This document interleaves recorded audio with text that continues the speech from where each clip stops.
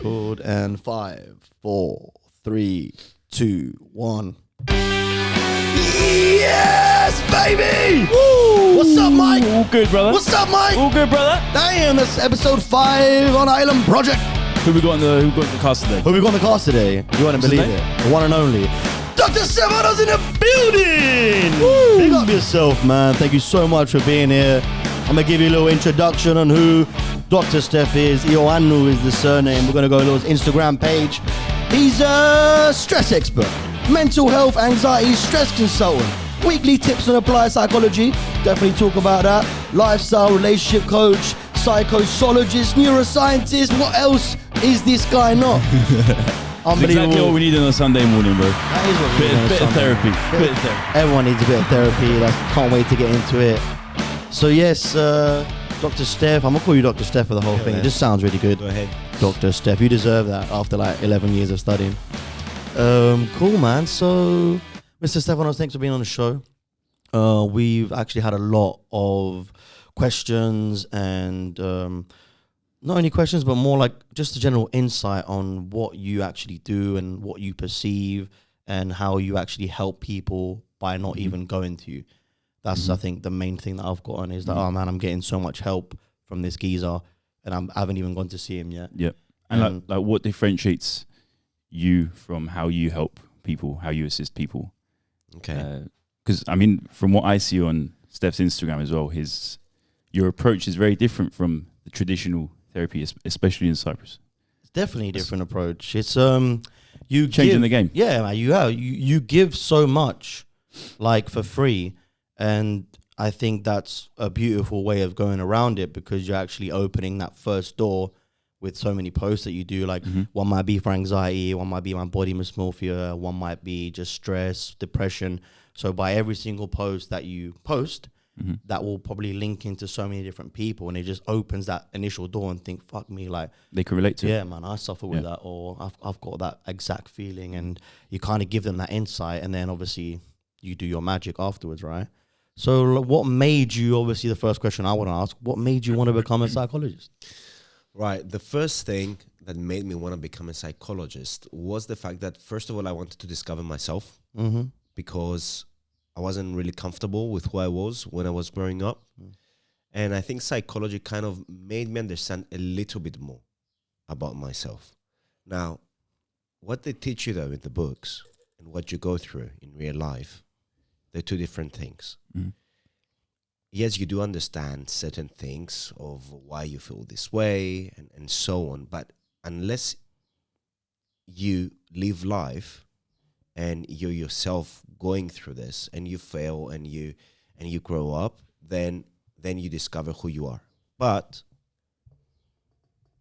most of all, what led me into psychology was the fact that I always loved people and I always wanted to understand why they behave the way they do. And I was carrying my own wounds growing up. And yes, I went to psychology to follow that path to understand myself, but also understand others. Because I always loved people. Yeah, I love people. We love people, man. So to understand oneself, I mean, that's a big concept in itself. I think so many people don't understand how the brain works, let alone how we interact and how we come up with cognitive thought. So do you mind if you go into a little bit more detail about like what happened to you when you were young in order for you to take that step? Because it's a big step and it's a scary one as well. And also, did you manage to understand yourself in the end? Or is that still work in progress? I've managed to understand myself, yes, and it's kind of a constant question mark because as we grow older, we understand different things about us. Our expectations change, our goals change, we change because the brain is not a structure that is permanently the same from the time that you're born until the time you grow up. And based on that scaffolding, let's say that you build in your mind, in your brain, that sometimes certain things you keep and you build on those, and certain others you need to let go. Now, I'm in a much better position than before, but kind of what led me, I think in my life I've been through a phase of social isolation, not because others didn't want to hang out with me, or I wasn't the coolest guy in the block for sure, because It's hard to imagine. back then I was Look at this guy. I was chubby. I was, I didn't really know how to behave. Maybe I was a little bit awkward because when other people were having relationships, I was collecting Pokemon cards. Yes. And I was thinking, is this normal? You got to show me your collection one day. You still got them? I traded Charizard for little Lugia any day.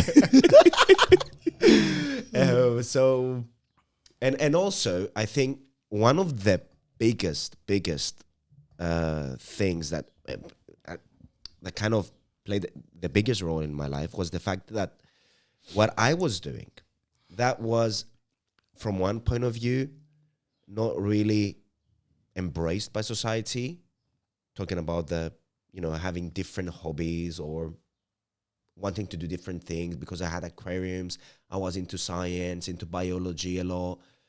It wasn't like the norm of It wasn't really the norm. I was not a normal kid. And normal kid, yeah. And do you think that's also based on Cyprus? Like if you grew up, let's say, in the US or a different country? I think so, yes. It would have been like more accepted. It would be more accepted unless you have, let's say, a club where this type of kids kind of find their route, instead of just going into football or into martial arts. Although I always liked martial arts, to be honest. Football, I was a little bit of an outcast again there, because I couldn't really run, right? I had some extra weight that kind of growing up Just kept carrying it with you. yes. I guess like in America, there's in other countries, it's just so vast, it's so big, so much population that there's obviously going to be more people of the same category of things that they like, I would Something say. for everyone. And it's a lot easier to find their way. So growing up in Cyprus, which is a very small community, everyone knows each other, it is quite difficult to be an outcast. I can definitely say I've been there and felt exactly what you're saying. Yeah, same, man. So yeah, thanks for opening up. And just so after that, the fact that you felt a little bit outcasted, what then made you make that initial, okay, something's wrong, or am I doing something wrong? Should I continue on this path and fuck everyone? Look, it comes to a point that you can no longer live with yourself. You can no longer live alone, because we're animals of the tribe, of the herd, right? You want to have friends, you want to have a girlfriend, right? Because at the end of the day, whatever we do in our life, it has to do with our sexual orientation. It has to do with our procreation, passing our DNA to the next generation. So you need to develop those traits that they're going to make you likable and have your own tribe of people and your own support group. So That's a nice way of putting it. Despite, let's say, kind of going through the phase of not liking myself, and in a way, this was embraced by my parents, but it wasn't something that they told me, oh, you should be proud about yourself. You should be proud for yourself, for all the things that you know, for all the things that you do. So I started hanging out with certain guys, and these were the coolest guys. The cool table in the cafeteria. Yes. I was like, shit, this is so cool. They can get all the girls they want. Everyone likes them. Everyone says hi to them. Everyone wants to hang around with them. And I'm so blessed to kind of be able to hang out with them, right? Now, this did not come from one day to the next. Yeah. It just happened that when I went to the army, one of these cool guys, I was his team leader. And we've built a relationship through there. And because he was a good kid, we had some kind of an inclination, and we had a good manner. He had good manners. I had good manners. Just clicked. Yeah, kind of clicked. Like-minded. Okay? Yeah. Like-minded, yeah, exactly. See, is that, I think maybe that's because it's just like a one-on-one thing, right? Was it just like you and him, Look, for example? I'm the type of guy that when I see another person that I admire, I'm going to tell you, fuck man, you're so cool. He's so cool. I love you. I like you. I'm very expressive when it comes to my emotions. I like your shoes. I like your car. I like your face. I like your style. Have you always been like that? Yeah. Yeah. Yeah, I have always been like that because you know what? In a way, I was comfortable always with who I was, but despite there were certain things that I always wanted to change, but also I did admire other people. Okay, I'm not going to go into if I may use this word, an asshole or a prick, and tell them, oh, you know, I like you, or I like your car, because you see them from a mile away, the way they carry themselves, right? But if you have that introduction, and the other person, you know, speaks, and he accepts you for who you are, you don't have any differences, and this comes out naturally, then cool. Yeah. Or I might even walk on the street and I might see a guy that I like his style. I'm going to tell him, thumbs up, man. Love your style. Keep doing your thing. Yeah. Yeah, definitely. I'm not going to keep it inside of me, especially if it's something good, I'm going to say it. If it's something bad, I'm not going to say it. And this is something that my grandma told me. If you have nothing good to say, just don't say it at all. And it's possibly the only thing that I still remember from her. Now, so that thing changed in me when, we went to the army together and when we went to study together. Back then, I think I was a virgin until the age of 18 or something. Yeah, 18, 19. So I was a late bloomer. So you lost your flower very late. Yes.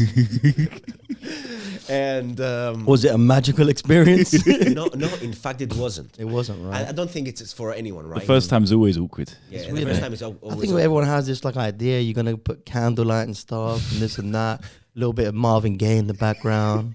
I mean, let's get it on. Some Hershey's chocolate. Meanwhile, you're like, what do I fucking do with it? Is it done? This kind of hurts. You know what? The problem is the following, because we have such a huge taboo around sex, despite the fact that our whole biology revolves around it, and we don't speak openly about it. We don't speak openly about our sexual experiences. We don't speak openly, especially women don't speak openly, because, a man's penis is on the outside. It's freaking visible.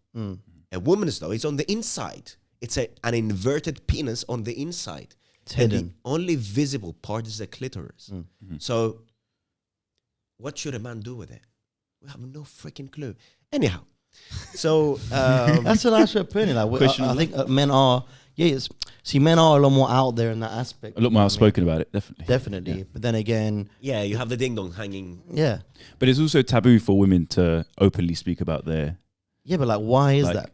Is it taboo because it's which like it shouldn't be. Is it because it's a lady thing and you have to be like a lady and not, not discuss these things? Not discuss these things? Is it because of fear, like, you slept with a lot of women, like automatically you'll be given a status? Or is it just because they're just a bit more private in themselves? But like when a man talks about it, like, he's a big man, or he's a lad. Yeah. Top geezer. Like, why do you think that? And how can we change that? That's a huge philosophical conversation there. So we just bombarded him with so much stuff. But answer us. We want answers. First of all,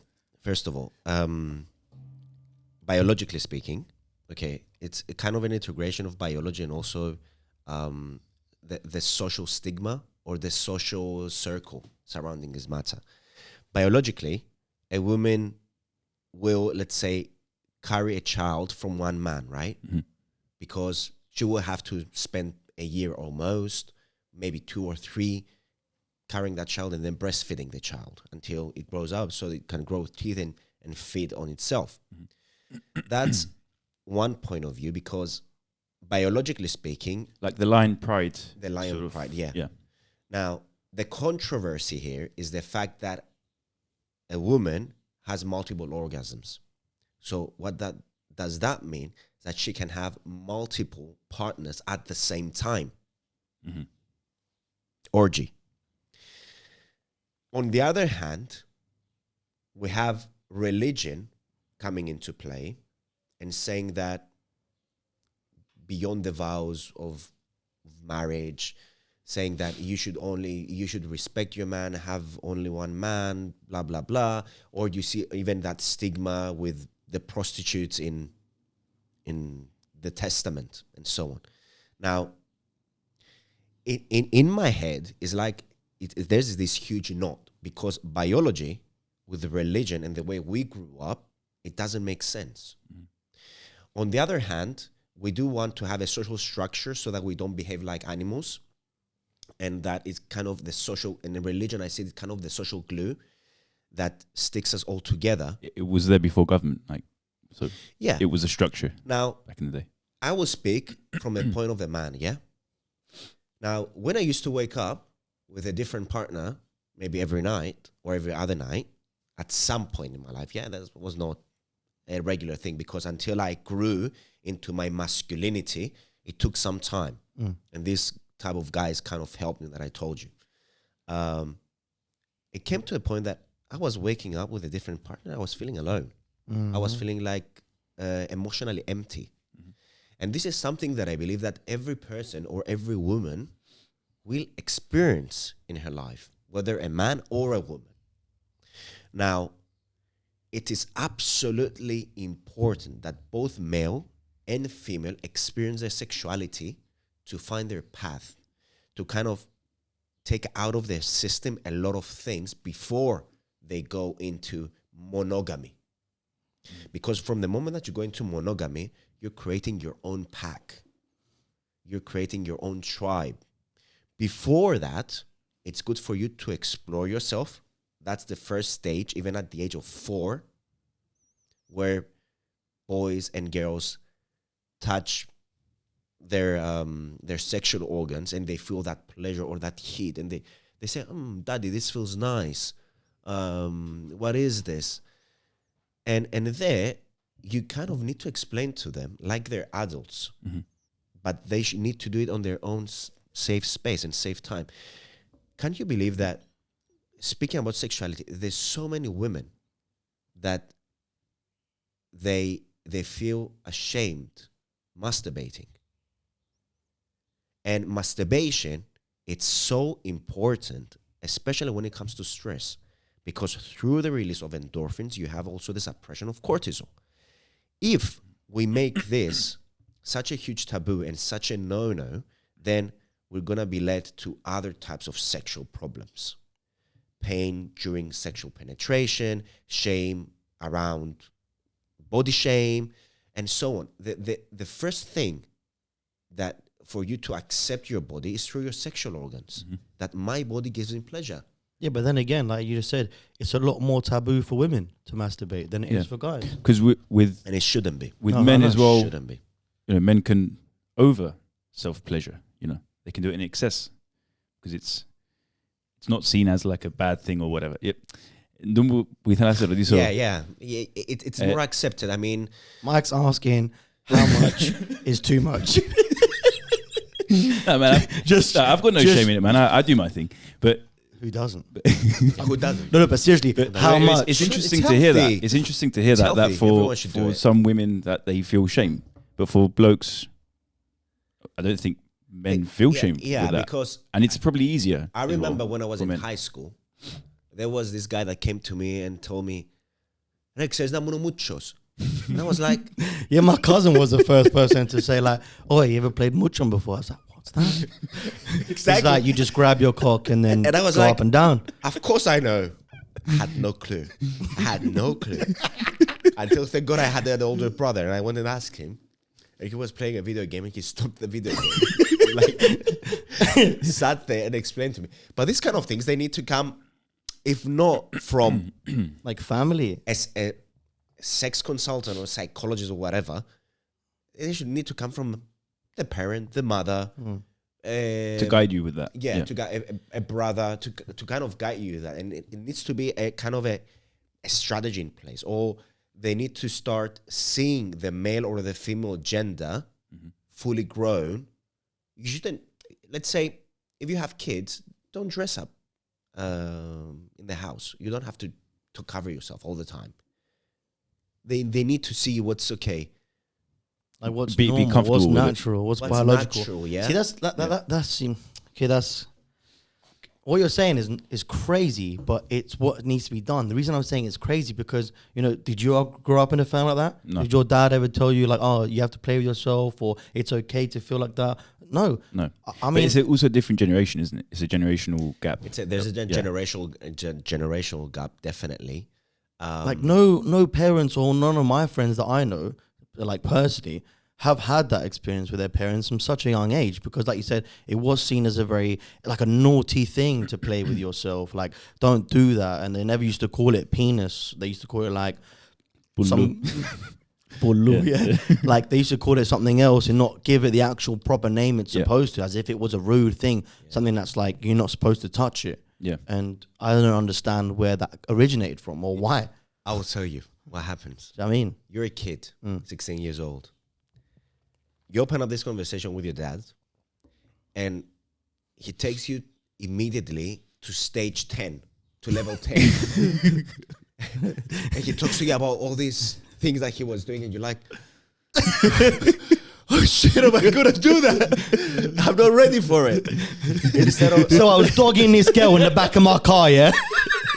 And you're like, wait. your friend comes in, and You're like, you've had sex with someone else other than mum? There's dogs involved? Who are you? Yeah, I get it. He goes from like 0 to 100 real quick. On my case, like, and you're still a virgin. How can you freaking conceive that? When even when you did watch porn, you were afraid that your mom might open the door, that this was bad what you were doing, porn. bro, You're going to hell immediately. Mate. That's a one-way ticket to HEL. That's hell. But yeah, like I got caught watching porn for my mum, and that was the worst thing. Who Do did Fucking worst day of my life. you remember LimeWire? Yeah. Remember LimeWire? You used to Yeah. download stuff for like songs and stuff. You know that now this thing that you said that you got caught up with from your mom. You know how many guys broke their penis because they tried to hide it under a pillow or jump on it so that their mother wouldn't see their penis. Wait, you can break it? You know how many? Listen, man, do you know what LimeWire is? It's like a place where you like type something that you want to search. Okay. And for example, if I wanted a song, I'd search for like, Michael Jackson, blah, blah, and it'll come up with a song. Like if you Google search. Yeah, but if it was, but you download You it. download like a torrent. sort Yeah, of like a thing. torrent, Yeah. bravo. Yeah. So like I'll put in like big boobies or like Jessica Alba naked, and then it would download, but it wouldn't be like an instant download. Now it would take like a That's good 6 15 hours. It would take like a good 15 minutes. You try and open it before it's not ready yet, which you shouldn't do, and everything just fucks up, and there's like half a tit, like, and you It's get in very the queue excited. for hours. So we had like one computer for the whole family, and I just downloaded bare like pornographic images. And me being a kid, I didn't know how the bloody computer works. All the searches were right there. So I was like, have a good time looking at some tits as you do. And then my mom comes home on the computer. She's like, "Okay," and I'm like, "Oh no!" I just turned into some slave instantly. I was like, "I'm sorry, I didn't mean it. Oh, shit. It's by mistake, mom. I ain't gonna do that again." And I was trying to like, I didn't know what was going on. It's like you lying. There's like 15 pages of just tits. Right. I think for every guy now that has kids, one of the best Bloody things hell. that they can have at home is not pornographic magazines. Playboy. Playboy. Okay. Yeah. It's soft. It teaches even women to embrace their femininity. And also it engages the curiosity of a boy. Because it's kind of subtle, yeah? And it's not something, you take your phone, you open TikTok, soft porn is everywhere, right? So Pretty much. Instagram is everywhere now. it's everywhere. Yeah. It's everywhere. And if we don't start doing that now, and especially in Cyprus, we have a huge problem around our sexuality. Huge. I believe that the younger generation is much better than we were. But I think for women, it is not fully embraced yet. It is not fully embraced, and it should be embraced. Masturbation, multiple sexual partners, at some point, at least always though, to respect themselves. And what does that mean, respect yourself? Be conscious about what you're doing and the consequences of the next day. Precautions. Who are you dating? Safe sex. Safe sex. Do they really love you? Do they even if they don't love you, you just want to have one night stand, which is usually very bad for every woman. Every guy out there that is hunting for a short-term pleasure is out there for themselves. They're not out there for you. Yeah, but there is women that also want to do a one-night stand. Yeah, of course. But it doesn't mean that they will reach climax, right? So you're talking about That's what I mean. In a different perspective. Exactly, because To a reach woman your needs psychological like peak. a bit more time. She needs, you need to be a little bit more gentle, more this, more that. Maybe you need 5 minutes. She might need 10. It's not a huge difference, but a guy might not want to put that extra effort. So if you are going to engage in a one-night stand, at least inform the guy in advance that you're not going away with this if you don't make me reach climax, orgasm. So you're like just encouraging women to be a lot more open And verbal about it, yeah. And, definitely. and communicate exactly communication. what they're looking for. Yeah, exactly. And See, again, like you just said, like with Instagram, TikTok, it's really out there. A lot of the generation, like older than mine, and sometimes including mine, hate that. They don't like that. They don't like that it's everywhere. They don't like that it's so out there. It's tiring. It's tiring. Because it's becoming like a selling point now. You get a bit immune to it as well. It is everywhere. Yes. Because overexposure, and even in psychology, leads to something that we call habituation. That you get so used to what you see, and this is what happens with porn. If you see orgies all the time, then you cannot perform with your wife because your threshold immediately, your dopamine jumps. Your serotonin, you're putting all that way over right? the roof. Yeah. So you reach a kind of a habituation that everything is normal now. Oh, it's so normal. Whereas if you were a kid and you just saw a nipple, you would get erected, right? But as an adult, you've been exposed to so many things that you want more and more. Now, Okay, sorry to interrupt you. Just a quick question. Say, for example, like when you see a nip slip, like of a of like a famous person, or something. Like she's on the radio or she's on a TV interview, and all of a sudden, all of a sudden, bang, a little bit of nipple comes out. Roga pops out. Hello, like hello. Why is that so much more sexy than just Googling nipples or porn? Is it because we haven't seen that it's famous person like before? Doesn't he have to be a famous person? I fully agree with you on that. I mean, it's like, oh my God, like always. Like the mystery. Yeah, exactly. The mystery. Yeah. That is, it's not socially appropriate. We like it. We like the fact of a woman being a little bit promiscuous, right? But secretive. Secretive. See, that's the thing. We like that. So that is the way they act, though. Yeah. You don't want everything on the plate, right? No. You want to start curiosity. Work for it. Work for it a little bit. Hunt, right? It's innate in a man to kind of hunt. It's like a prehistoric, kind of emotion. Exactly. It dates back from the and beginning. that's why everyone likes the naughty, the cheating aspect, because you're married and then eventually you find a foraging woman in the fields as a caveman, and it's just you and her, and that's the naughty, that's the bad thing. That's is that in men and women? Mainly in men. Yeah. Mainly in men. In a woman, it exists only if a male, it's at a very high level of physical, social.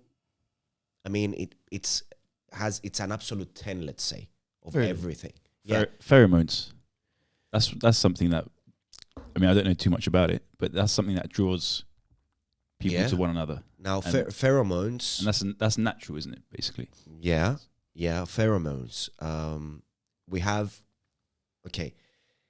in animals have one organ in their nose called vomeronasal organ. And it's kind of a gland, especially you see tigers during mating, they do the tongue protrusion, right? And they smell through their pharynx because it sits just behind the pharynx. Now, we don't know exactly how this happens with chimps or us or humans, But you see how women's, let's say, menstrual cycle is synchronized. You see that even if you have a super attractive guy, that woman will not sleep with him if he smells. So smell portrays a lot of cues of sexual vitality. Even if you smell a woman, you know, certain smells of certain women, so amazing. It just You're taking like a second whiff of the hair. Just of the hair, yeah? Of the hair, because you have glands there that secrete kind of oils, or armpits, or the genital area just above the cervix. I mean, you talk about like the natural scent that is given off by women, yeah, or like L'Oreal. No, Or like aftershave aspirin. no, I got Versace on it. the natural smell, natural smell. But even if you do put the perfume on, that does not mean that kind of numbs, or because those are pheromones and hormones that are being circulated in the air. Have you ever seen the film Perfume, by any chance? No. Please watch it. Okay. It's fantastic. It's actually one of my favorite films. It's very, very creepy, and it's based on. It has like one of my favorite actors in it as well. But it's based on how powerful the natural scent of a woman is, and it's about a kid that was born in a fish market, and all these smells, and it's so strong, and he develops a very high sense Is of he smell. the one that was making wax from women's skin? Skin, and then he creates I've seen something it, so powerful. Amazing. That by just a scent, he has full control over people. Like they just go in the days, and I think that's kind of linking to what you're talking about, because I know what you mean about that natural smell. It does hit you, and it's difficult to differentiate between perfume and a natural smell, because sometimes I don't know, like with my wife, sometimes like it's like, you know, I don't know, you just smell it. I get you. Yeah, like you smell the beautiful. hair, you like Say in the morning, yum. You just feel like you feel comfortable. You feel like very calm. I don't know, that's a natural scent. You feel at home. calm. Yeah, you feel like your whole body is relaxing when you. And you wake up, you turn around, you look at it, and you're like, do you know what I mean? Like, yo, I'm all right now. But then I've got another 10 minutes, go to work. And you know, fuck that smell. So, yeah, sorry for that's interrupting a quite interesting topic. I don't remember quite what. Okay, yeah, we covered a bit, quite a big chunk of sexual education there, and this is something that should be integrated in school, right? This is super important. That education should be one of the first things that you need to teach people, and what are the things that they're gonna attract the opposite sex. Because they're kids. That's it's basically their whole life. It's around this topic, attracting a competent partner, a good partner. Why don't you tell them why you're at school? You're at school so that you could do this in the future. I'm not saying that education is going to bring you necessarily money, because possibly a plumber or a builder or whatever, a constructor, does more than a doctor or a Ph.D. or whatever. It doesn't necessarily mean that because you're educated you'll be making money, but at least give the kids another reason why they should come at school.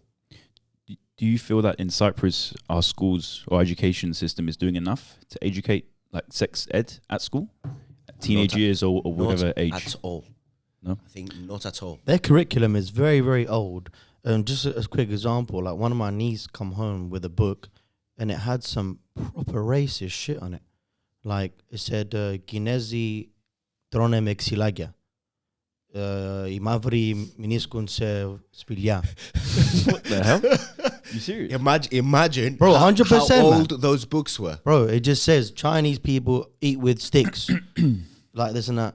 They wear straw hats, this and that. And then black people live in caves.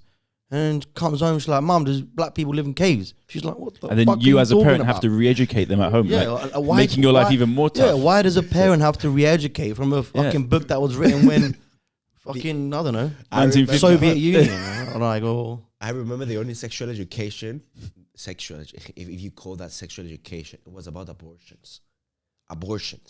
And we literally just Jesus Christ, watched Like a horror movie. a horror movie,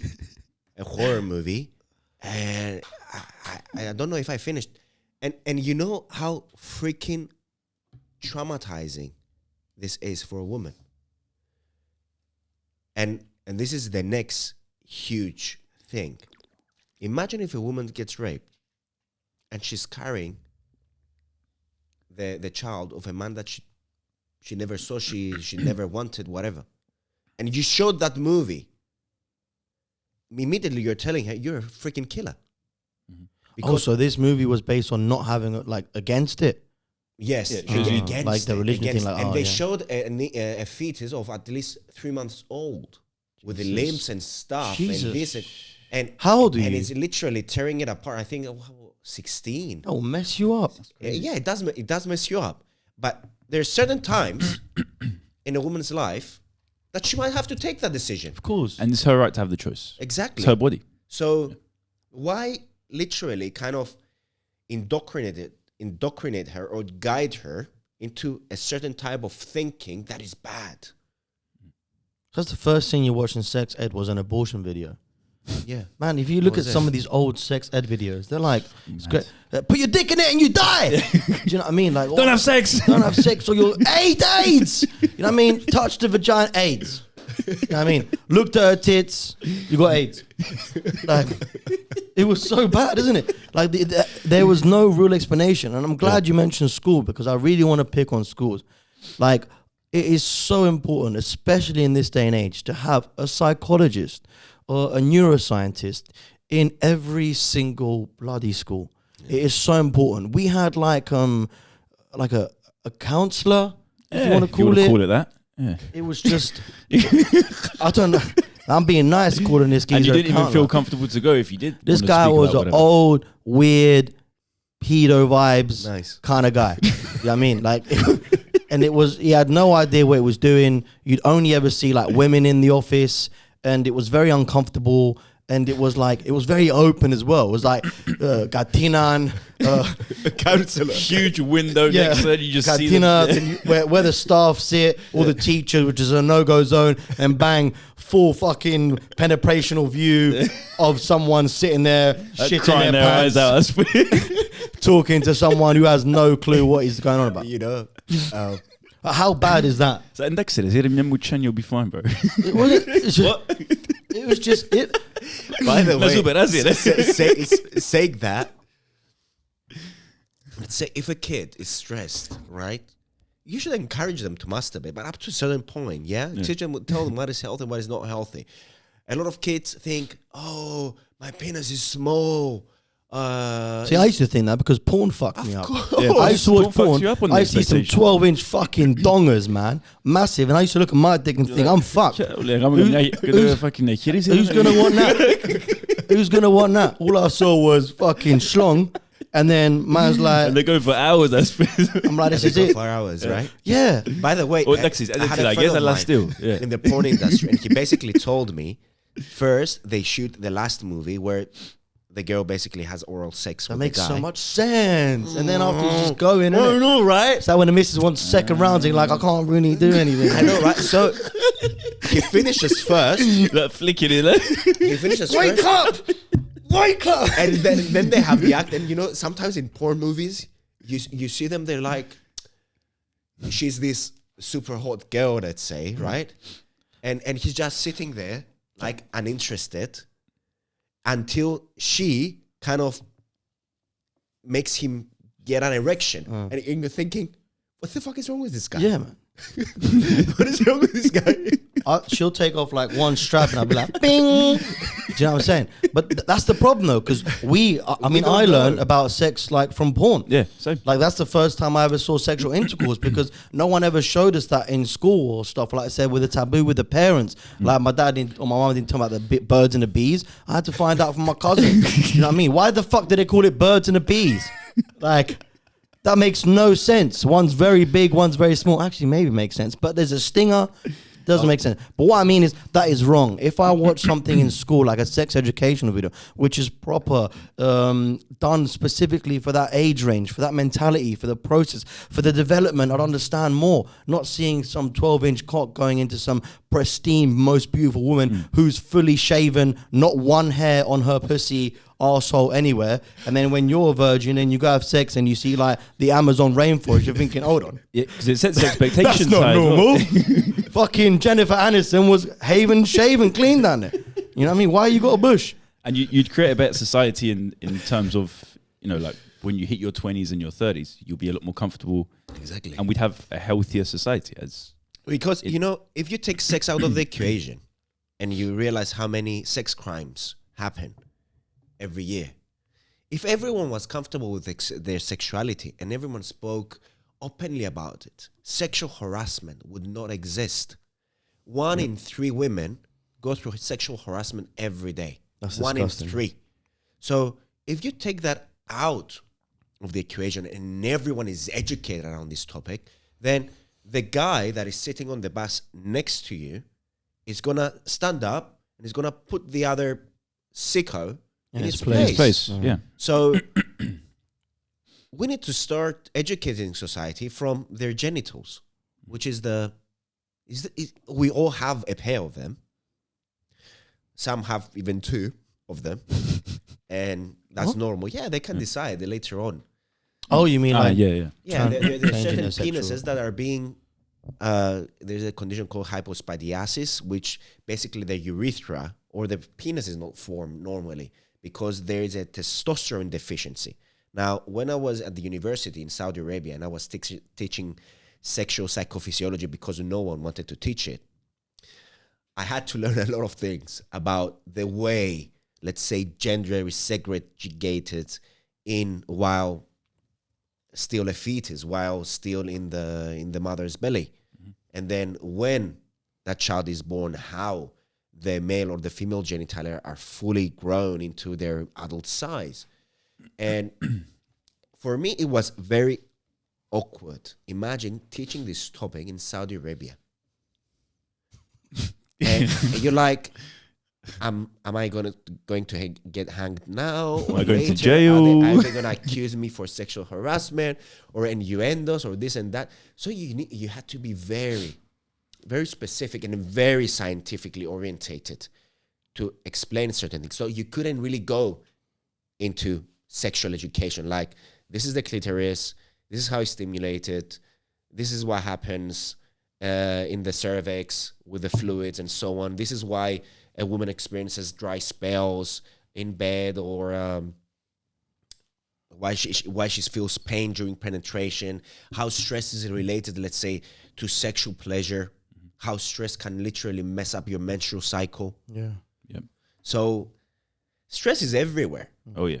And usually in my office, there is a time that I will ask my client, how's your sex life?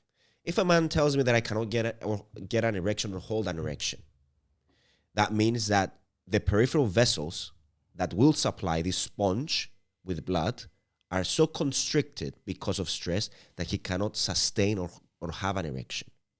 The same things happen with a woman. If again the peripheral vessels, because of stress, cannot, let's say, deposit nutrients and blood vessels in the endometrium for the menstrual cycle to occur and ovulation to occur, then that woman is going to have a messy cycle. And beyond that, if she does have stress, her sexual life is again going to be affected because the clitorical structure cannot be supplied again with blood. So she doesn't feel pleasure. She's not enjoying this. She just experiences pain. Fuck that. So stress will affect sexual pleasure, definitely. And this is something that everyone needs to look at, especially if they have a big issue with stress. Okay. I mean, I'm now going on to, that was big, but now go on to stress. I mean, what are simple ways that we can do in our everyday life for men and women to stress relief? Obviously, you know, we can have hobbies, we can do physical exercise, we can talk to friends and vent. But are there like specific things that we can do Yeah, like some small exercise that we can do at home, or some in the small office? trips and ticks. Yeah. Trips and Like ticks. for everyone. Did I say? Yeah, sure. Tricks. There Stress are, balls. there, yeah.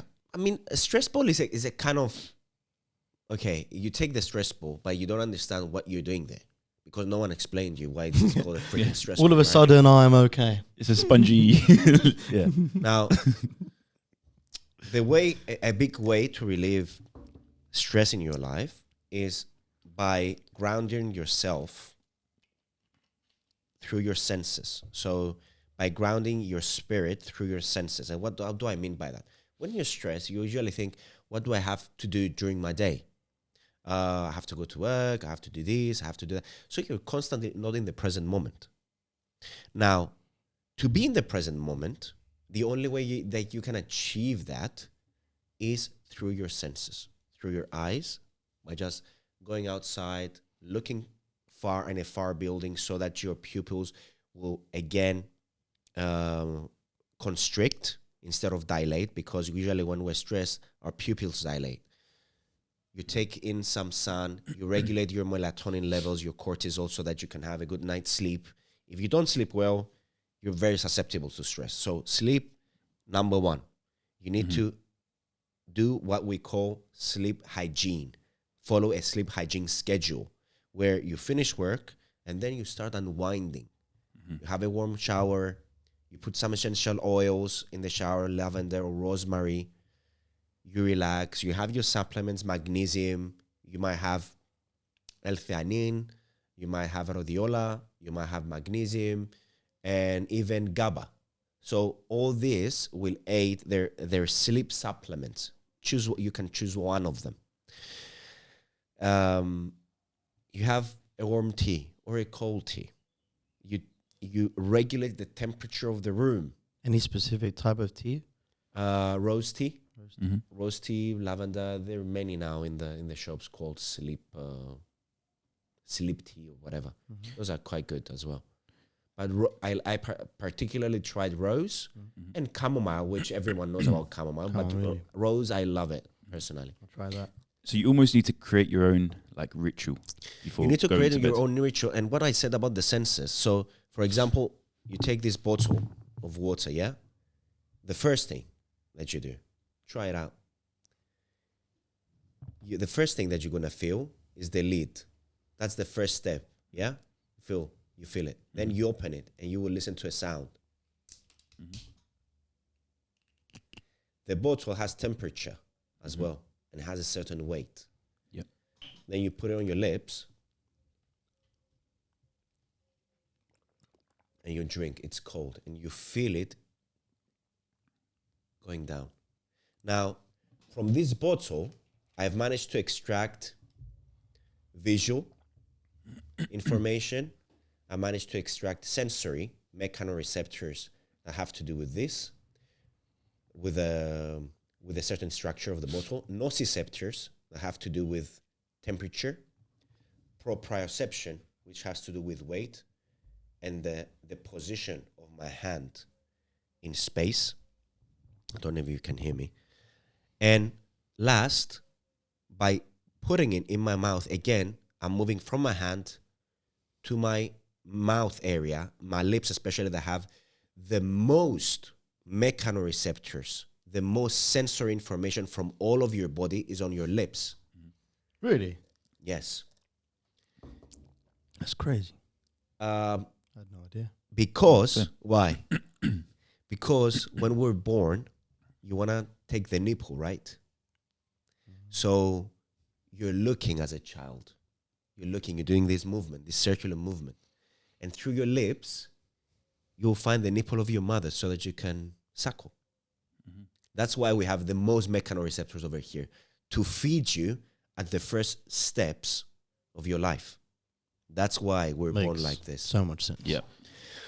Now, this is a simple exercise that we can all do in our day. It could be a bottle of water. It could be even the clothes that you wear. Immediately you wear them, then after a while you don't feel them anymore. It just sounds to me like you're just breaking everything down to the simplest of formats because we are bombarded with so much sensory information, so many lights, this, that. You hear things all the time. You're watching things. You're on autopilot. Then you're back on. When you actually break it down to the simplest format, whether it's opening a bottle of water, going outside, taking a deep breath, you're kind of taking it back to the beginning when all we had was our senses. And that was the basic thing of understanding if something smelled good or bad, if we had to look for something or danger. So, yeah, I like that actually. Yeah. It kind of comes back to the very beginning when I guess there was a lot less stress at the very beginning. Yeah. So if you put yourself back in a state of trance and actually take a bit of time out, it helps. Because sometimes, like, funny enough, when I go outside, I just look up. And then you're like, things just a bit more quiet, innit? Yeah. It's And just we a bit forget to look up. We do, There's man. some days where you really forget to look up. And it's like, We do. No. Yeah. you're there and you're like, I don't know why, Mike. and there's I don't nothing. know. It's just, you're just in that current moment. And then you come back down and you see everything. You're like, all right, cool, I'm ready again. You recenter. There is something wicked about looking up, innit? Yeah. Don't know why. Definitely. Don't want to get all That's like true. emotional, but I like it. There was a study that they kind of put a kid was held hostage of a psychopath from the time that it was born, I think. And it grew in a cage. As soon as it went out, it did this. It looked up and started praying. I'm telling you, and I get goosebumps, but it's like, it's ridiculously so innate for us to look up on the sky and kind of worship what's around us. You see Greek mythology. They've made a god for everything that was around them. The sun, the earth, the sky, the thunder, the sea, everything. Because through that, in a way, it allowed people to relate a little bit more to the elements around them. They had 12 gods of Olympus. There was a reason why there were 12. That's cool. I've never thought of it like that. That's actually really good because you're actually giving an easier way to appreciate something more. So, for example, like you said, You're giving it a face. Exactly, like God of the sea. You'd appreciate what the sea has to offer. The fact that we get food from it is soul, nutrients, sports. Like you're praising something and you're giving it like a name or like a face that you said in order to appreciate even more, which is just what we should really be doing. So instead of like worshipping it, Gracefulness, we should, gracefulness is a nice word to put it. And it's very important. Like one of the best things that you can do, let's say, if you're depressed or if you feel sad, think of 3 things in the morning that you're grateful about. Or before you go to bed, maybe you had a bad day. Try and think of 3 things, what we call them 3 gems of the day. 3 things that happen. It could be a smile of a stranger. It could be it could be a compliment. It could be the warm food on your table. It could be, I don't know, the fact that you found your missing watch or random stuff. Be grateful for the little things. Yeah, be grateful for the little things. For example, It's all about the little things, man. Yesterday, I woke up and the tire of my car was down, right? 0, literally 0. And instead of getting upset, I thought, okay, thank God that it's Saturday, that I can go and get it fixed. I get it fixed. Again, it was still not fixed. Then I say, instead of cursing the fact that I had to go back, I said, thank God that this guy is next to me. And I've realized now, and I can go and get it fixed. You can always look at the good side of things. You see at the good side of things. Oh, last night, the waiter kind of threw soy sauce on my trousers. And I was like, it's okay, honey, it happens. Usually, look. Yeah. I'm not a saint. Usually I don't react like that. If it was white, I would just. But I was thinking, thank God that the trouser is black. So again, you saw the good side of what happened. I saw It the could have good been side. worse. It could have been white trousers. Yeah. It just looks. And like this is a sign of a healthy mind, because a depressed patient or a client will see anything negative, anything that is even not related to them, and internalize it. Yeah. See the negative in things. But, I mean, in terms of, speaking of depression, And it's crazy. do you feel, like, personally, I've been through depression, and I feel like you only realize that you've gone through it afterwards. So, and like you're saying this quite simply now as well, that you should think about these things in the morning. Yeah. But at the time, you're in this circle, Yeah. and you're a vicious circle. I mean, how'd you get out of that? How'd you get out of that?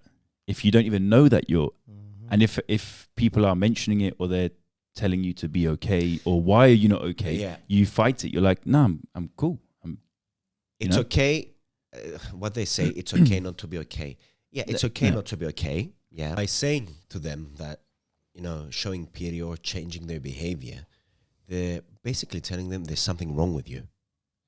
Although depression, even if we don't intervene, it comes to a form of resolution on its own. As long as you have people around you that truly care about you and they try to put you back into society through the healthy way.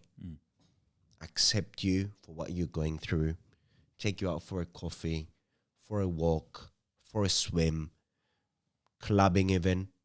So this is what is going to basically help a depressed patient to open up about it, seek help. I'm not feeling my best. Because even around that, there is this stigma that if I'm going through a rough patch, then it means that I'm crazy. Although everyone has been through anxiety, everyone is going to go maybe through depression or a sad moment in their life. And this is something that we should normalize. The stigma around mental health. Of course, you're not going to feel every time 100% yourself. Yeah. Even us that we're in the mental health profession, it doesn't mean that we're always in a peak shape, but at least we do the right things to be able to perform and give back. Mm-hmm. So you think the most important thing is talking about it? Yeah. How does one get to that state where they're like, okay, I need to talk to someone? Because like coming from personal experience, I suffer with depression a lot. I was very down. At one point I was self-harming just to feel something different, just to feel something, because you just feel like so numb. And you don't know why you're feeling down. You don't know why you're just upset. You don't know why you don't give a shit about nothing. You don't know why nothing makes you happy anymore. Why you can't get out of bed. Yeah, like it's like something's really heavy on your chest constantly, which is stopping you from taking a deep breath, which is stopping you from living the life that you want. And it's a very, very, very hard thing to kind of even accept that you are going through this thing. And I think that's the hardest bit, is actually accepting that I am depressed. I do feel like I don't want to feel like this anymore. But how do I not feel like this anymore? I've been feeling like this for so long.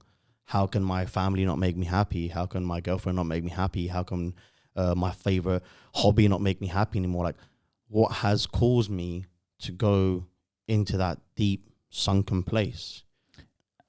And you can also make yourself feel bad of, why should I feel this way? Before I have everything. Yeah, exactly. Before I have a loving family, I've got great parents. I didn't grow up in poverty, and I should be feeling like this. Yeah, because even if you tell someone, why are you depressed, man? You've got this, you've got a good job, you've got money, you've got a missus, you've got family, you've got a dog. And you feel guilty about it. Yeah, you're like, I actually am a fucking idiot. Yeah. Why do I feel like this? And you just kind of get into this deeper hole. So then again, you said like people have a responsibility around you not to kind of say that shit, but then we're not psychologists. We don't know what to say to someone. And the scariest thing is like when someone doesn't even seem depressed.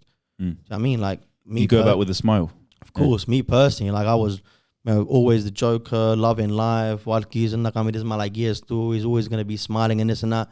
Inside, I'm fucking dying. And like, that's the scariest thing. Yeah. Because you're like, am I doing this because I know what it feels like to feel so depressed and so lonely that I don't want anyone else to feel like that? Is that why I'm always acting a fool and making people laugh? Is it because I'm trying to kid myself into thinking I'm better, even though I'm not? And, it was a scary moment. It is a really, really scary moment. And like one last, we've said a lot, but like as members of society as well, how can we also look for signs or help people that are around us to try and reach out and make sure that it's okay for them to reach out to us? Yeah. Be open and safe? So there's a lot to digest over here, but the first thing that a person needs to understand that depression is not formed from one day to the next. It's not like, I woke up today and I have cancer, let's say. Because depression, in order for depression to form, you go through a chronic stress, chronic anxiety, that eventually your nervous system will shut down. And it's going to shut down to protect you. It's going to shut down to recharge itself. That's why it shuts down. It shuts you down. And it does that. So it's like a defense mechanism of the body. Exactly. So let's say you see a mouse and a cat. The mouse, initially when a cat attacks it, after an hour, it keeps fighting and fighting and fighting until it freezes. It stops. And it stops because its nervous system can no longer sustain that movement, can no longer sustain that exaggerated stress. And that's why it shuts down. And then the cat can eat the mouse. Now, the same thing happens with humans. And because stress and anxiety is not like depression that is going to throw you in bed, is not going to allow you to do your daily duties, that's what medicine or psychiatry or psychology has made it such a big issue, addressing the elephant in the room. Because depression is seen, you feel it, you understand that you're not yourself.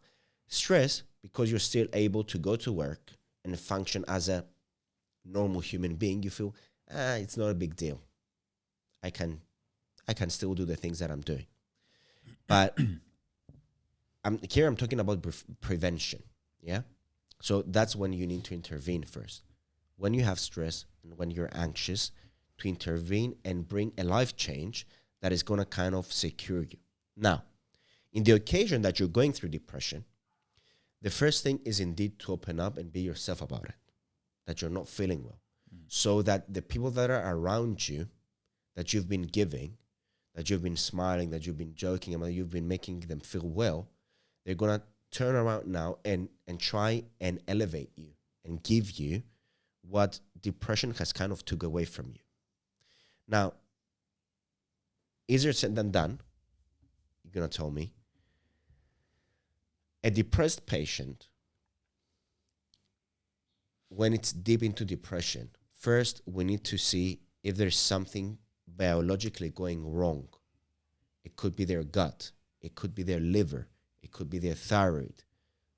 Once you exclude those things, and we know that is not neurochemically related, that this type of people are experiencing this kind of thing, and usually there's always something underlying there. It could be vitamin D, it could be iron deficiency, it could be B12, folic acid.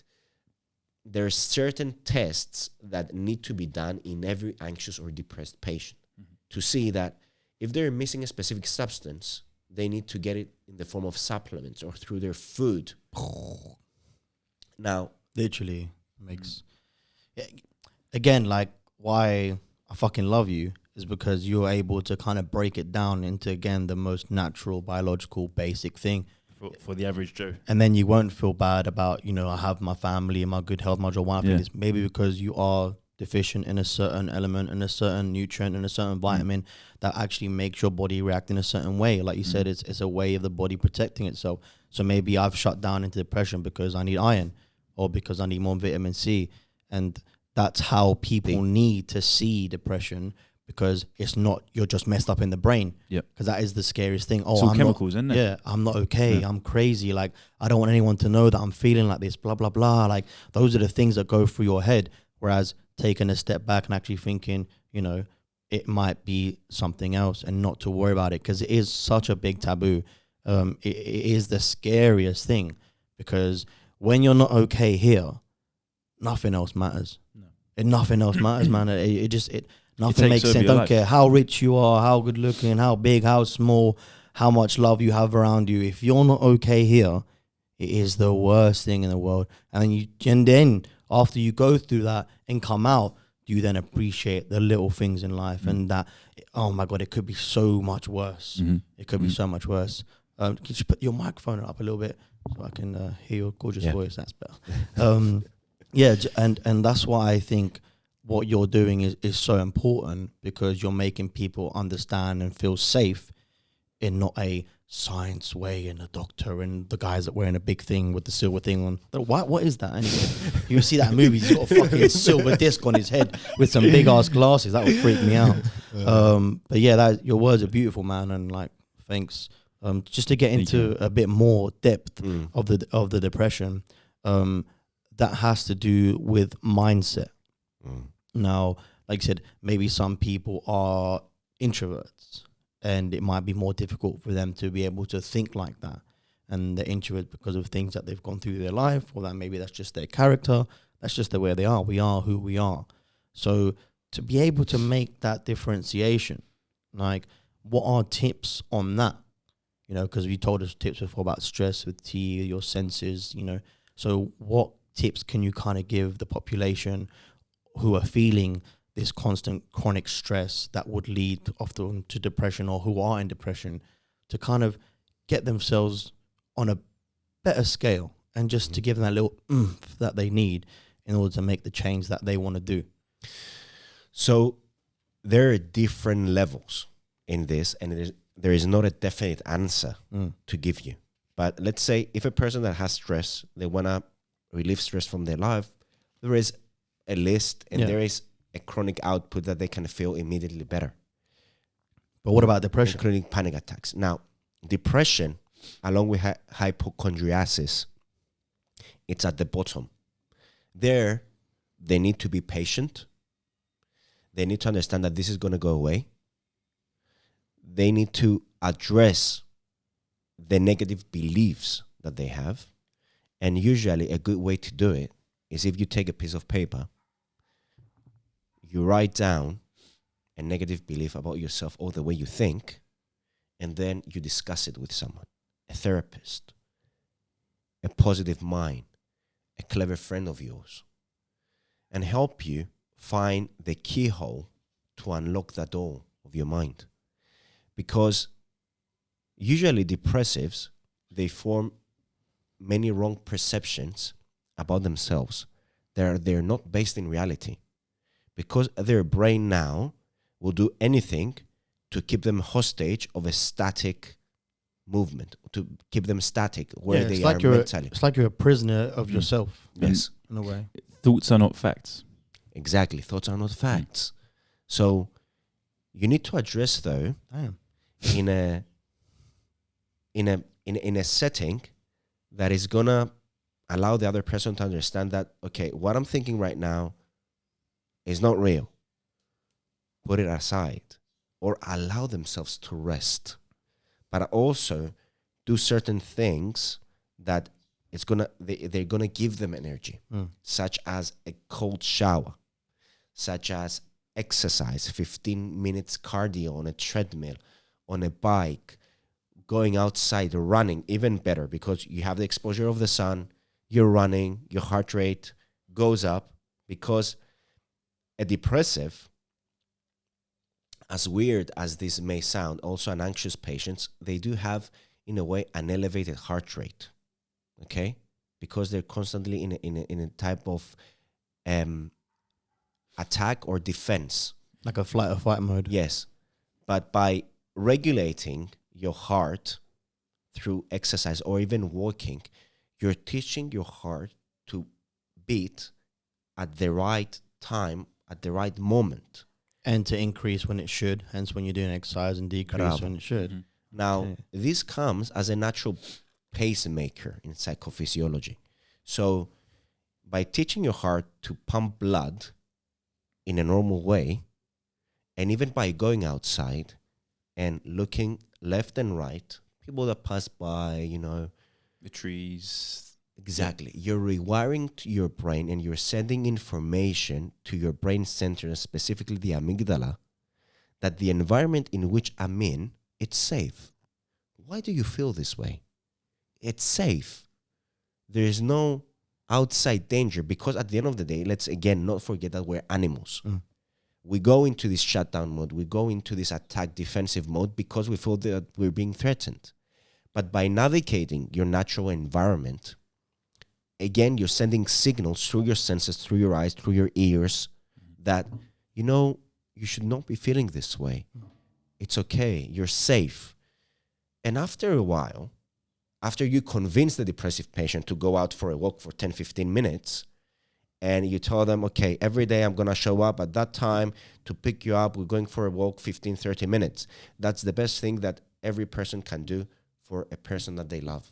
Definitely. So you're just telling them that there's nothing wrong with you. It's just the way your body is trying to protect itself. So just think of it like that. It's not that you're crazy. It's not you going through anything. It's just your body is trying to protect you in the way it knows. But throughout the years and evolutions and everything that's going on in the world right now, things have changed. The way we perceive things, our sensory information, our knowledge, it's changed. So we have to kind of change the way we treat our body and how we treat our mind as well. The simple thing for me was just think of it as a muscle. If your tooth hurts, you're going to go to a dentist. If your leg hurts, you're going to go to a physiotherapist. If there's something wrong with the way you're thinking, you're just going to go to a psychologist, because it is a muscle and we just have to train it and get used to it the way we go to the gym and get big biceps by doing curls. The same way by going to psychologist, you'll just train your brain into getting bigger and stronger and understanding its surrounding and why it's going through that. And I think that's the most important thing, because the question that I've got asked the most that I want to ask you today is, all right, so, and I've even said it myself in the past, like, how do you know what I've been through? Have you done drugs? Have you done psychedelics? Did you lose a parent? Did you fall over when you were a kid and smacked your head? Or were you abandoned? No. So how would you know how I feel? That's the most common question. And what is your answer to that? Yeah. To find the common ground, like, how do you get there? It's super important that as a person, as a therapist, you have to go through a period of darkness in your life, because that's what is going to build you as a person. Now, I've been through a period of self-harm in my life at the age of 12. I felt isolated, neglected, abandoned, maybe not necessarily from a father, but abandonment, it might not always be physical. It could be also psychological and mental. That's again abandonment. I've tried drugs. I was doing drugs regularly because I wanted to belong, because I didn't want to be alone. Didn't want to feel isolated. They were the cool kids. They were the guys that I had nice conversations with. I was able to relax. But also, while I was doing drugs, the reason behind that, I was looking for an escape of my reality. Amen. Oh, yes. And through that period of transition, through that period of thinking like, oh, what are the other people going to think about me? In the end, I accepted myself for who I am, with my flaws and with my merits. I'm still work in progress. It's not like, and we think as kids that, oh, the way that they think about me, that's it. I'm done. I'm done. I'm finished.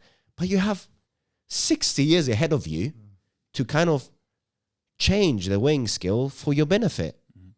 Your own benefit. For your own benefit. Yeah, you can progress, you can grow, you can learn, you can improve. The people that they feel like I can judge them because now I'm on the top, it comes to a point that the wheel turns. And I can judge you now that I'm on the top. Yeah. But you won't do that because you don't want the other person to feel go like through, you felt. You know, like you know the you've feeling. been through. Yeah. And now, as a grown man, when I've confronted my bullies, when I've confronted people that kind of hurt others, they said, Soren, you know, they told me, you know, I was an idiot. I didn't know better back then.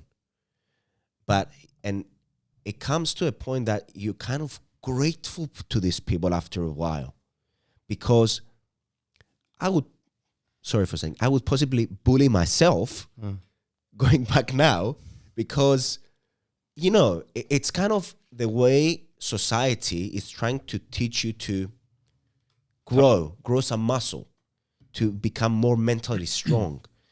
And we should all be grateful to our bullies, whether we are the ones bullying ourselves on a daily basis because we want to progress and we're ambitious and we want to improve, and even the bullies that come from the outside and take us out of our comfort zone. Of course, physical violence is never, ever a good thing. Because sorry. Go ahead. Unless you're Will Smith. Oh man.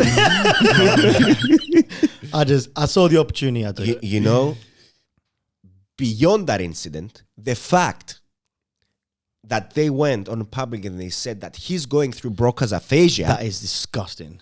I thought, you know what? I'm not buying this. Yeah. I'm not buying this because if you're going through Broca's aphasia, you would not be able to give that speech on the Oscars. You told me you developed it two days after. Yeah, that's just garbage. You know, that's the negative impact on what social media has done with someone who has an incident. Yep. All of a sudden, everyone's quick to judge and say what they think it is, even though they have no bloody knowledge about it. You know what? He apologized. Right. Only because he had to. Only because he had. But own it. Own it. Stand by your decision. You've done that. Fine. Maybe your wife put you up to it. Though Jada she should stop him. She should stop him because even when you have a boyfriend or a husband and someone is harassing you or bullying you, tell them, do not engage. There's no need. Because it's about taking control of every situation. It's about taking control of every, and in fact, your partner is the person that is going through this, not you. It's her own path of growth. Now, if you have issues and you do not accept the fact that your wife is going through something, then what tells me is you're the one that is insecure about your wife's sickness. So go on. If I can call it sickness, because it's not a sickness, really. One thing on the Will Smith incident, I mean, now with society, there's also this like, be an alpha male and all this, you know? That's exactly what I was going to say. Do you feel like it was a moment for him as well to prove that he's the alpha male for his wife? See, but then again... And why should there be this label? It's always, you know? I find it a lot more difficult from my experience that guys are they don't talk as much as women.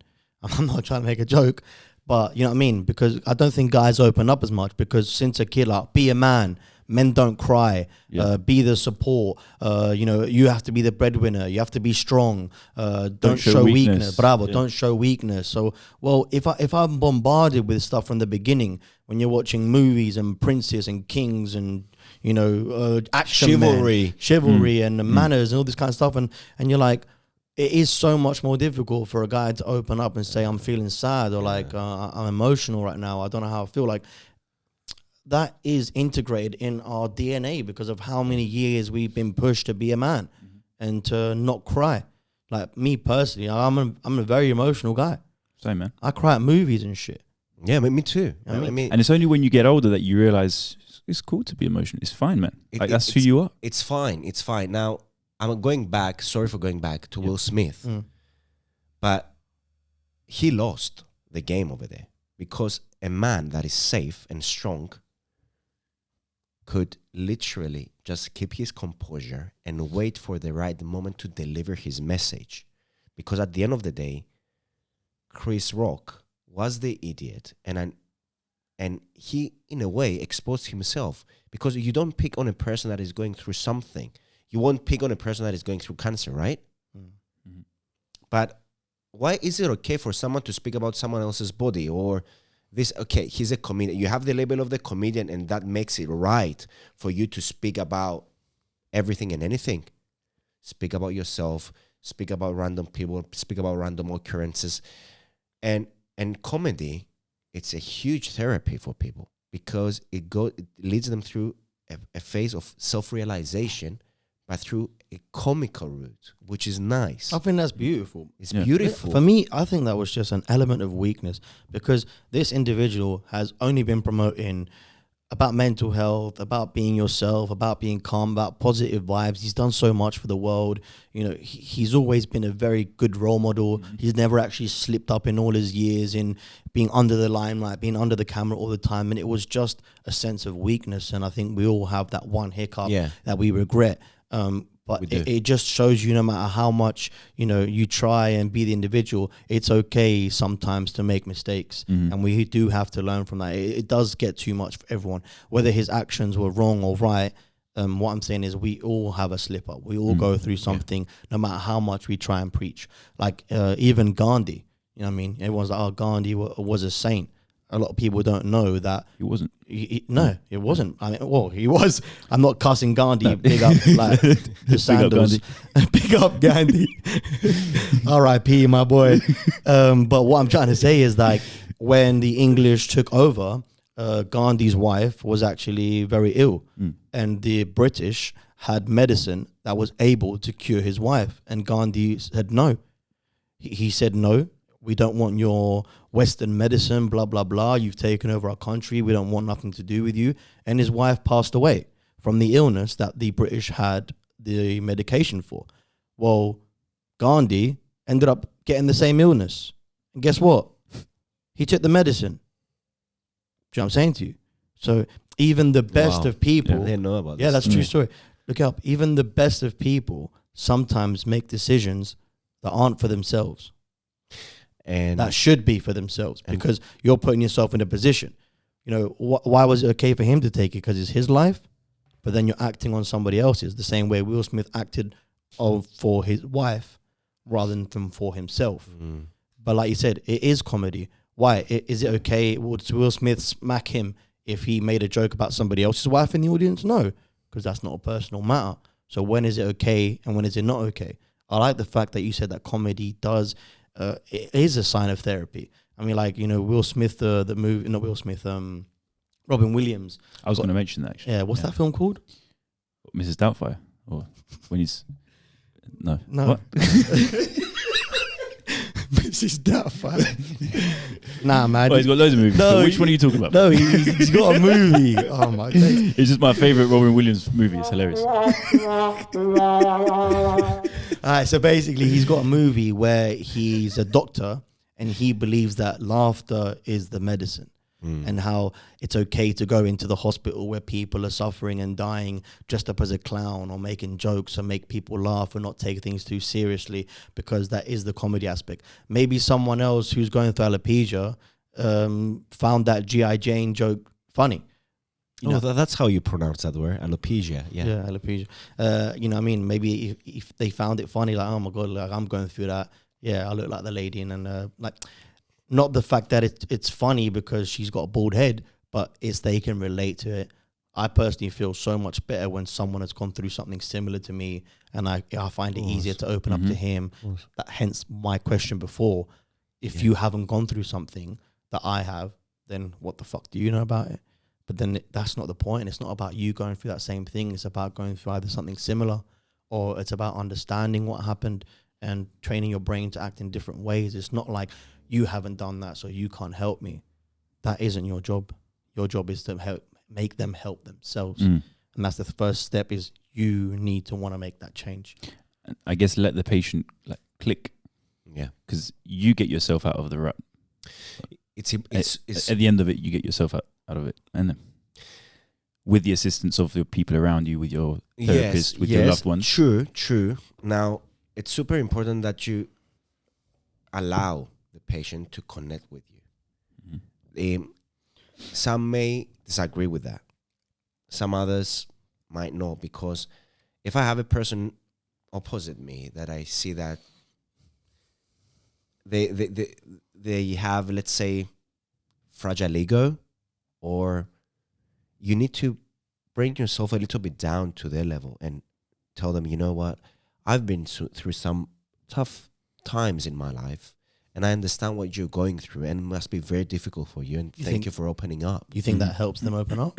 That it does help them open up, and you build a relationship, a friendship relationship, because if they have a problem, they will go to their therapist, their friend therapist. It's not just a person that is sitting on the chair, high and mighty. I'm God's advocate. I've never done any mistakes in my life. You're the wrong. You're bad. You've done a lot of bad things. You should feel bad about yourself. You should not be doing that. Mm-hmm. And when women come and tell me I've cheated on my husband, I've cheated on my boyfriend, I usually tell them, possibly you have a very good reason to do that. To lead up to that. Yeah. Why did you do it? What do you think you've done that? Yeah, you just have to make him feel comfortable, not judge. Yeah, exactly. Was it the physical aspect? Was it the emotional aspect? Because society has put on us so much things on our shoulder, right? Too much weight. Too much weight. Oh, you should never cheat. You should never do that. Yeah, but if it doesn't feel right, of course you're going to cheat. If you don't like your job, yes, you're going to change it. Mm-hmm. You're not static. You've done drugs. You know who else is doing drugs on a daily basis? 20 type of species of monkeys. Mm. What? Yeah. Birds, they eat certain caterpillars that make them feel high. Monkeys, they eat certain fruits that give them that high. And in fact, through psychedelics, magic mushrooms, as we call them, because when you have an antidepressant, it causes neurogenesis. Mm-hmm. Now, a psychedelic in the form of the magic mushrooms or peyote seeds has a massive serotonin release across your whole body, from your brain to your toes. And that causes neurogenesis that potentially, there's some theories that they say that it might have led up to the bigger size of the neocortex of the modern human. Mm-hmm. We see drugs as such a bad thing. But in fact, certain things that are being produced, and here's the bad thing with drugs, the fact that they're available all year round, like alcohol, like tobacco, like cannabis, like magic mushrooms. And the excessive use. And the excessive use. This should be seasonal. Seasonal. From the moment that it becomes seasonal, then a lot of issues around drugs will be resolved. Mm-hmm. But the fact that they're not seasonal, people do not have measure. Mm-hmm. Because this type of caterpillars for birds, they're not available all year round. This type of fruits for monkeys, they're not available all year round. Okay. But we have reached to the extent through industrial evolution to be led to all these type of problems around drugs. And this is what is bad. We don't have a measure. Alcohol, if you ask me, it should not be available all year round. That's why ancient Greeks had only once a year a festival where they were drinking wine until they kind of dropped to the ground. Ancient Greeks. 1 second. Hello? Hello, Papu. Diga. Hello? Papu. Ela bemu.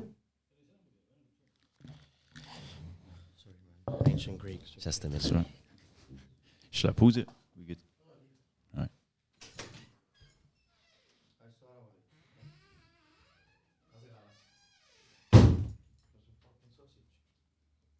No, I'm good. That's a fact of you to say. Very hospitable. God bless him. Lovely.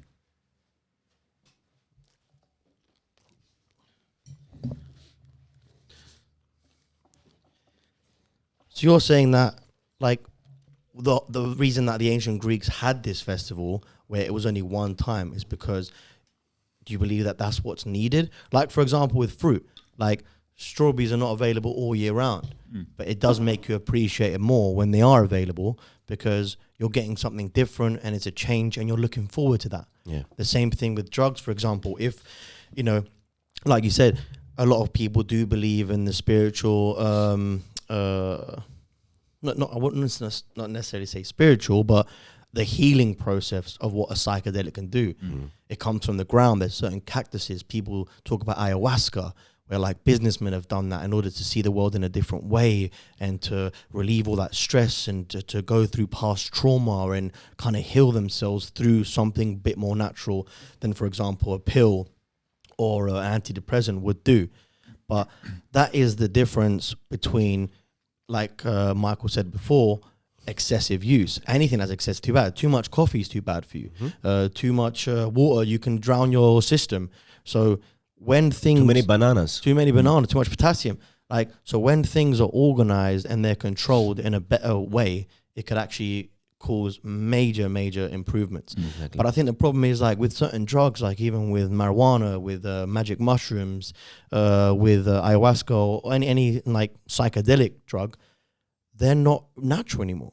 I mean, like weed back in the day grew from the ground, and I would put it in a cup of tea and drink it. But like when it's become organized and it's illegal and they're having control over it, and then you have to grow it in a confined space with no natural light, and you're adding glass in it for fertilizers and chemicals, then it's going to fuck you up. Do you know what I mean? You know, Absolutely.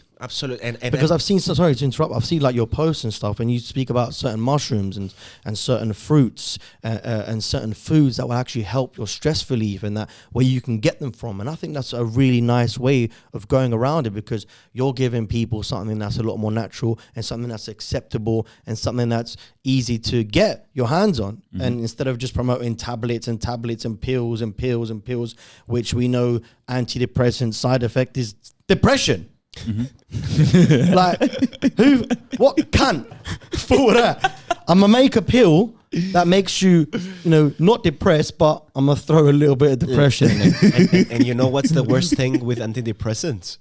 The fact that it keeps people in just an emotional balance, that they don't feel happiness and they don't feel sadness, and they fully rely on it. I assume. Yeah, so like it zombifies them. In a way, it keeps them so static in an emotional line, not feeling good. They don't feel alive. Yeah, they don't feel alive. Like autopilot. Yeah, it's like they don't feel human anymore. The sausage doesn't have the same flavor as it should have. So that's the problem. So anyway, any form of drug, if you ask me, in order to treat this problem, drugs, alcohol, magic mushrooms, cannabis, and even cocaine leaves. Cocaine leaves are not available to everyone because they grow to a specific place for specific people, because they increase the absorption of oxygen because of altitude. That's why cocaine leaves are growing in the Andes, or they're growing somewhere. Colombia, where they need to. I had no idea. Have those have those leaves that they chew them, so that they're more alert, so that they can absorb a little bit more oxygen, so that they can climb up the mountain. That's why they're there. Oh, because they're on high altitude. Whereas now it's being used as a party drug, to give you like fake energy. I don't know. I mean, everything, it's there for a reason. We've reached to the point of abuse, whether that's a modern medicine. We've just bastardized everything. We've just bastardized everything. We have. We've taken something that's so pure. We've taken something that's natural and pure and added our fucking Western ways into it, added chemicals and a bunch of other things. Our own poison into it. To cut it, add this and that in order to snort it and have a good time. But just to touch on drugs a little bit, because there's always going to be a taboo on drugs, and there's always has been. You look in. This is always the example I give. When you see all these old geezers like Rolling Stones and all these crazy bands and Led Zeppelin, all these people that were like Pink Floyd, that were doing so many drugs. That was when that was the pinnacle era, and that was when it was first out, and it was pure, because they're still alive. How are these people still alive? They're 70, and they've done so much drugs, and I really think that's because it was so pure, and it was so like natural, and it wasn't mixed up with everything. Nowadays, you do half the drugs that these people done with everything that's mixed into it and chemicals and shit that fucks you up. You're dead.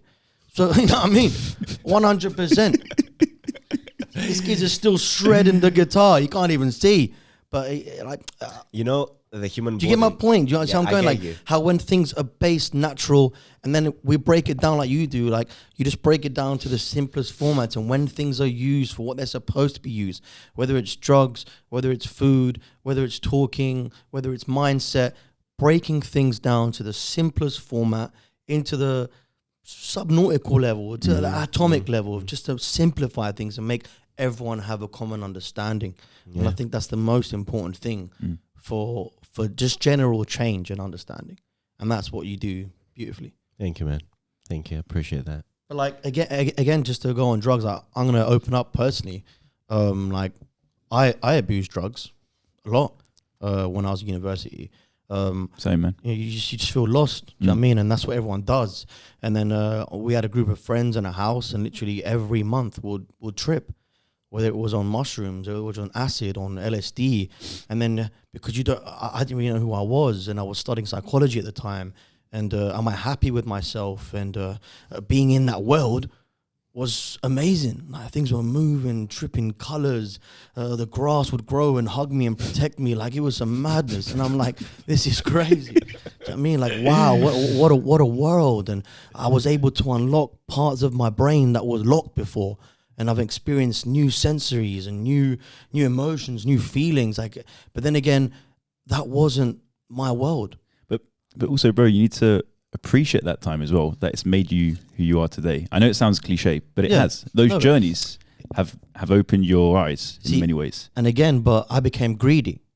Like, I wanted that all the time. I wanted the next step. I didn't know how to control myself, and whether I just, instead of taking it as an experience where you've tried something different, your neural pathways have opened and you're thinking differently. You're more in depth. You're more in tune. You're more in control of how you feel with your surroundings. You appreciate things a bit more because there's so much out there that we don't know, that we haven't experienced. I took that as, I want this. I want more. I want to be able to control it. I want to do this. And once you start to control something and you think you want to, not to control it, like govern it, like take over it, that's when it loses it. That's when it loses its pure sense. It's magic. Yeah. It loses magic. And then I over-abused it, and I ended up suffering a lot from it. You know, and because I was smoking weed a lot of the time, I was mixing so many things together that it put me in a very, very, very dark place. And when I mean dark, I mean like it was horrible. I was diagnosed and was suffering with psychosis for like 6 months. And it was the most scariest time of my life because I felt ashamed. Can you explain to people how a psychosis feels like? Okay, so... If we're comfortable. Yeah, of course. I mean, the reason I want to talk about it is because I know that people are going through this. Many people have been through that. And the reason I want to talk about it is to like get people to know that if they're listening to this and they are going through what I'm about to say, that there is a way out and there is help that you can get and there is ways of bettering yourself. And I'm at the happiest moment of my life right now, to be honest. I've never been happier in my life in my current situation. There's Proud always, of you, bro. thanks, man. There's always going to be light at the end of the tunnel. So for me, the only way I can explain psychosis is everyone knows Tom and Jerry, right? So you're like, what? He's still on drugs. So in Tom and Jerry, you know when like Tom hits his head or something and then like an angel appears and a devil appears and he's got like these two voices and they're just like talking in between them, telling him what to do. And one, the devil's saying to do bad stuff and the angel is saying to do good stuff.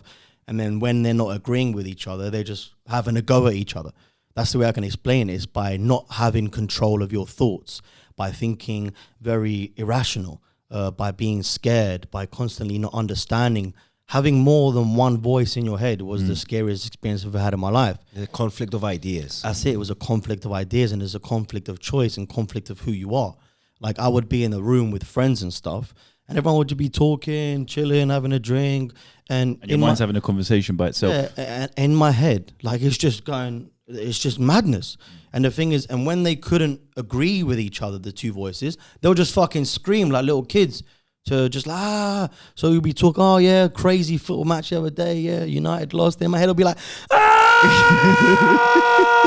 and I'm just sitting there like that, just acting normal, when in my head there's fucking screaming, and I'm like, holy shit, it was horrible, it was scary. Like, imagine not being able to control your thoughts and to bring yourself calm. Your brain's your best friend. That's the person you were born with. That's the voice in your head that tells you to do good, and you got to control that and listen to it. And when it's arguing amongst each other and you hear more than one voice, you're like, hold on, who's that? You're like, hold on. No, that wasn't there before. What do you mean, pull your pants down, get your bulu out and start running around? So Yeah, do it. So like, I was lucky enough that my auntie was a child psychologist and I felt so close with her and I was able to open up to her.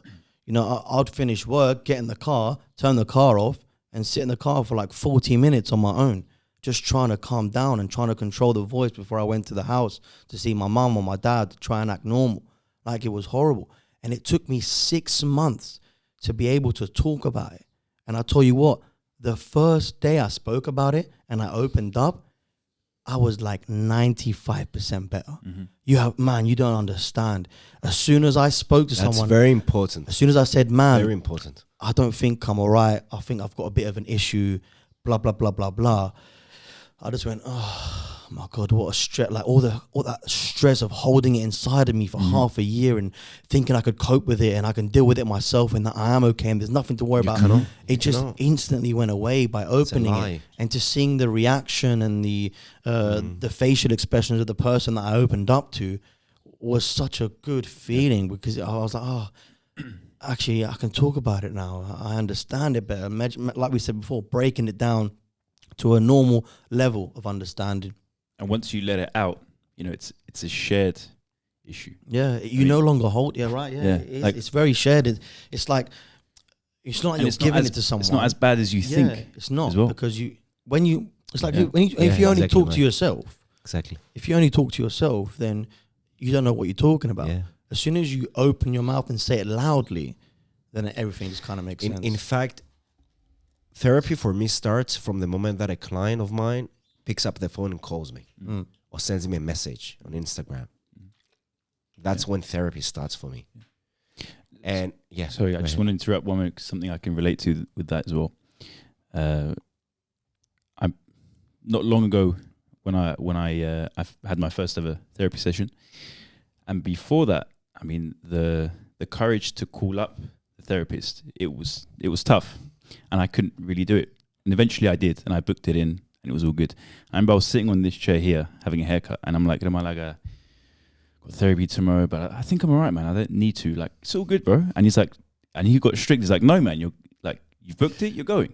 And the next day I went, and even when I parked, I was like, I'm cool, man. I'm good. Like, and I went, and it's not as bad as you think. Yeah, and I left Nice.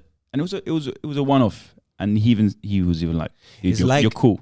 And taking a it was mental just dump. to let stresses out. There was shit no out. way I wasn't going to let him go. As Yeah. soon as you said to me, I'm like, nah, man, you're fucking going. Because not only from personal experience, how much it helped me, Well done, but Mike. I knew he had it in him to do it. And you do have to have that strength. And everybody has that strength. And even a one session will make a difference. Yeah. So like respect for going and Thank respect you, for man. opening up for And that. I know that in the future, if I ever find myself in a hole, I know I can call up. And it's going to be I much call you up. easier to go. Sure, You know, it's going to be You know, much it's, easier to go. Yeah. We go to therapists. Therapists go to therapists because you always need someone to kind of express yourself in the most simple way. And sometimes you already know the answer, what you need to do, but you just need to express yourself and put let it out and put your mind in order. Now, I want to say something about drugs. Now, you know what all drugs have in common? Ego. I wanted to mention let ego, actually. go of your ego. And this is what mushrooms do, and this is what cannabis does, and this is even what alcohol does. Because you no longer have that huge ego. You can communicate more fluently. Well, not with mushrooms, let's say, but you can communicate more. Yeah, you can't communicate shit when you're not. It's like you belong. You don't have that weight on you of who you are, of what others are gonna say about you. You're just yourself. You're just yourself, and this is what's magical. You're in the current moment. You're in the current moment, and this can come though without drugs, through therapy. You can feel safe in your own skin. You don't need to do drugs in order to feel yourself and get relieved of that ego or that imaginary idea that you have built about yourself or where you're going to, because that's a problem. The where you're going to, if that never comes, you're predisposed to develop psychosis. And the simplest thing, if you're gay, if you're homosexual, and you do not accept yourself, and you think, or you want to be straight, but you're not, you will develop psychosis. If you don't let out. Yes, because your ego does not allow you. Yeah. Because you're not being your true self. Exactly. See, I love what you said about that's what therapy does. It gets you to an element of like self-consciousness, as meditation does, as a lot of things. And like my goal now is to kind of get to that point where I was on psychedelics without using psychedelics. I want to, yeah, exactly. I want to do it the natural way. I want to be able to get that stress relief and that escape and that meditation and that just understanding and just chilling and just like appreciating what you have and just coming down a level after your busy day and so forth. And that is achieved by going to therapy. That is achieved by medication, by meditation. That is achieved by what food you put into your body, how you treat your body. It's a temple. And you know, touching on you know, going to see a therapist or psychologist, that taboo of psychologist and psychiatrist is such a different bloody thing. That everyone thinks a psychologist is not.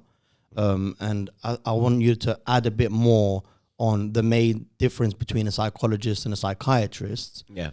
Before we jump to that, I just want to speak about ego. Do you believe ego can be like your worst enemy? And is it something you should or can break down? Or like, what are your thoughts on ego in general? Ego Because I think we all have we have ego some way, men and women. Always. And why is it so annoying when women are like, oh, check your ego? A woman ever said that to you? You're just like, yeah. Leave me alone, man. So ego is always your worst enemy. Yeah. Always. Because ego, it's loud. It wants to prove a point. It's out there. It's your knowledge. It's your fancy car. It's anything that says you, that has written you on it. It could be your partner even, that you're trying to control your partner on how to behave. That's again your ego. You're not safe. Because if your ego is loud, it means you have an issue. You're not safe. You can be safe in who you are, yeah. You wanna, let's say you got it, you have to flaunt it. You can do that if you want to, but it doesn't necessarily mean that if you don't, it's an issue. So you don't have to downplay yourself to belong, okay? Because that's, again, going against your own self because you're seeking acceptance. Yep. You're pretending to be someone else that you're not. And also being yourself or showing that you are this, you are that, and you always have the need to prove it. That's, again, insecurity. Because a strong person, a safe person, doesn't need to prove anything. Doesn't have to prove anything. Because ego is fragile. Yeah. It can break at any minute, at any point. That's why you need to get rid of it.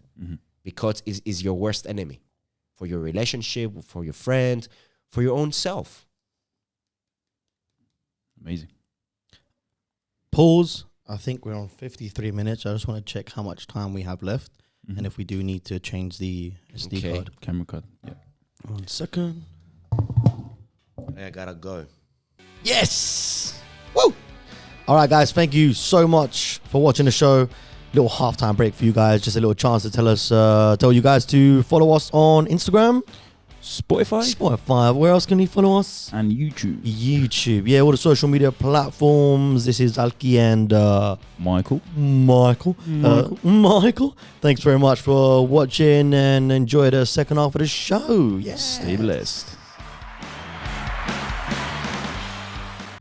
5, 4, 3, 2, 1. So that was really interesting about the ego.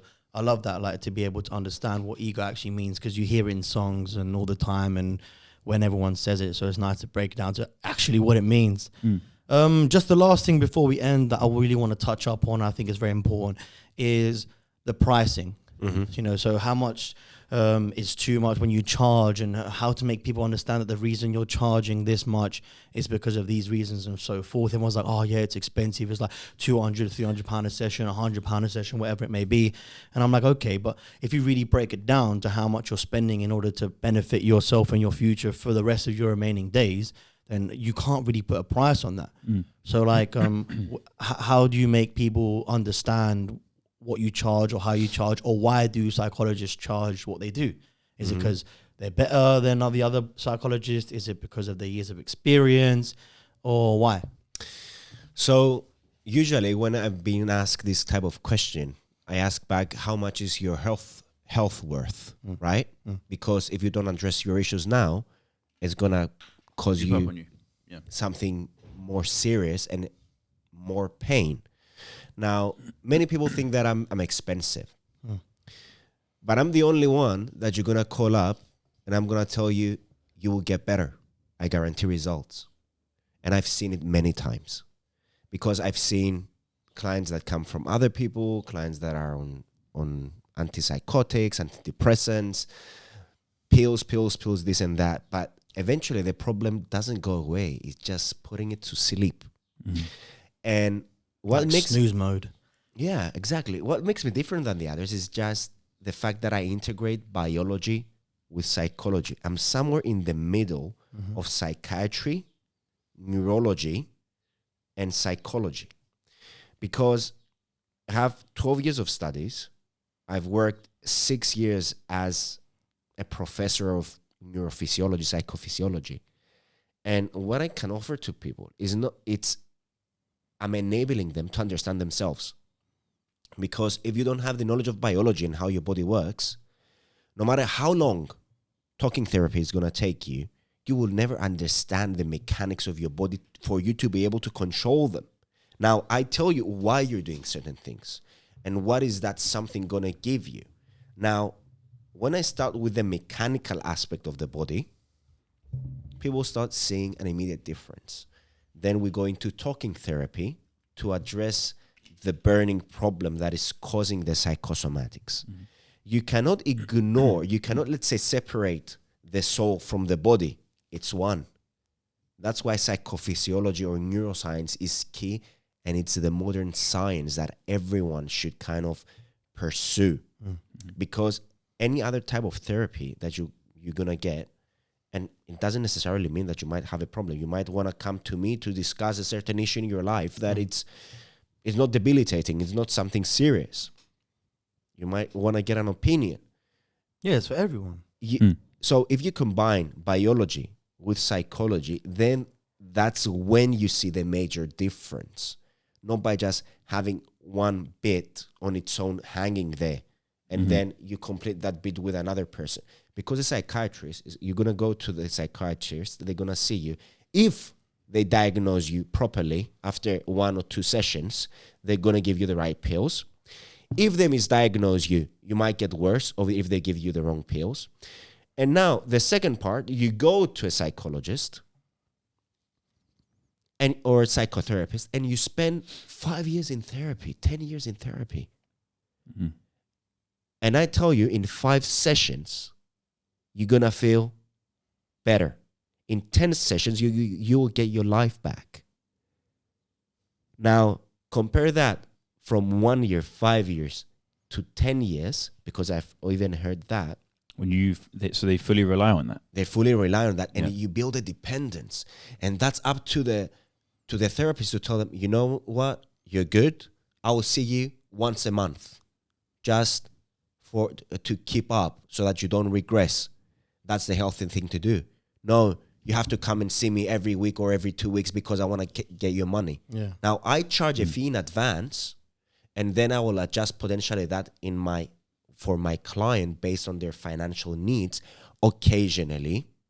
Something that I don't really like to do, but if it's a young person and if it's a person that I know they have huge difficulties in finances, then I'm going to go out of my way to kind of cater for their financial needs. I'm not going to do miracles, but I will try and help. Be flexible. Yeah. But this is the thing that most people don't understand. If you start going to therapy, you might be on therapy for a year or 5 years. And then I'm telling you, okay, after X amount of sessions that I see that you're irregular, I will see you once a month or twice a week. And I've had people that they were in a tight spot, let's say financially, but they were keeping up with their appointments, with serious issues, with phobias, hypochondriasis, panic attacks, depression even, but they were showing up. They were showing up and they were doing their work that had to be done every day. And those are the people that managed to see a humongous difference in their life. That's it, man. At the end of the day, you're paying for quality, you're paying for reassurance, you're paying for how many years that you've sacrificed out of your life in order to help others. Just don't get takeaway for a month and don't go out 2 times a week, and then you'll have the money in order to benefit. If you break your leg and you're not an ESC and you need to pay to get it bloody plastered, you're going to pay for it, aren't you? You're not going to walk around with a limp. Of course I'm kidding. So when things have to be done and when it's for your benefit, just make that step, organize yourself in order to get in a better place, which will help you for the rest of your life. A really nice story is this lady walks up in a restaurant in Paris and she sees Picasso. And she's like, ain't you that famous artist, Picasso? And he's like, yeah. She's like, oh, can you draw me something? So he gets a napkin and he draws a piece of, a landscape. He draws a face, whatever, a little smiley, jamais. And he gives it back to her. And he's like, yeah, that'll be $500. She's like, what? How much? She's like, 500. He's like, it just took you 2 minutes to do that. He's like, no, it took me 40 years to do that. You're not paying for that time spent. You're paying for the experience and everything else behind it. And that's what I think people need to understand with certain prices and so forth. The world's changing. If you want quality, you go to the best. If you want a steak, you ain't going to go McDonald's. And I say that same thing to my clients as well. If you want something good, you organize yourself, take pride in it, and it will benefit you for the rest of your life. So I think that's really important. Oh, but I'm going to give so much money. Man, organize yourself. If you want to get better, you're going to make the step, and it starts from somewhere. It's like with the buy once, buy well mentality. I know. You're investing in yourself. Exactly. Yeah. And over here in Cyprus, because certain people, they started with certain prices, okay? People got the wrong idea. Kind of, I'm going to charge this much. But, if you go abroad, there's no way that you will pay the prices that you pay in Cyprus for anyone. Yeah. And I've seen prices in America and the UK. It's like... It's extortionate. Exactly. Because therapy in the US and in the UK, it costs a lot. And it's so much that the average citizen can't afford it. Exactly. So you're segregating people into 2 different sectors or 2 different, in the pie chart, people who need help but can't afford it and people that don't need help and can afford it. I think that is really, really important. Maybe that's why certain people revert to pills, because that's a cheaper option. Yeah. But it's not the best alternative. It's not the best alternative, and it's not the cure either. Yeah. Like I said, you're doing something so different in Cyprus. I mean, everyone knows that, in Cyprus, you go to psychologists, the first thing they say is this for the army? Do you want to get out of this? Do you want to, it's not even like, oh, how are you? Sit down, what's your name? Well, they label you that you're crazy. It's an instant label and this and that. And man, it's been an absolute fucking pleasure. It's been amazing having you on the show, man. Absolutely amazing. I can't understand. You don't understand what a presence it's been having this gentleman here, seeing you work, incredible. Seeing you talk, seeing you have that passion inside of you is fantastic. And what you do is amazing. Don't change. You give so much information out there. Everything on your Instagram is free. Obviously, we'll put your Instagram at the end of the video. Thanks for inspiring us. Thanks for actually helping. That was a little session for me. Man, we had a little session. That was a little session. Thank you for being you, man, for listening to us as well. 100%. We're always going to be behind you and supporting you wherever you want. Guys, if anyone's out there suffering about any issues that we spoke about today, please don't hesitate to text me, DM Dr. Stephanos. His Instagram's open. He opens up to any questions you might have. Make your voice heard. Yeah? Anything you want to say, Mike? Don't be afraid. Don't be afraid, man. Don't be afraid. Make that first step. It's going to be the best feeling once you make that first step. And man. Any last words, Mr. Stephanos? That I love you guys. Oh, I love you too, baby. All right, let's go. That was episode 5. Island Project. Go. We're done. We're good. Ow! Thank you very much. Yes. Don't forget to follow us on Instagram. Well, we're going to have our Spotify on as well. YouTube. I love the little YouTube. Love a little YouTube. Free for everyone. Leave your comments down below. We love you so much. We'll see you next time. Big up yourself. Stephanos! Yes!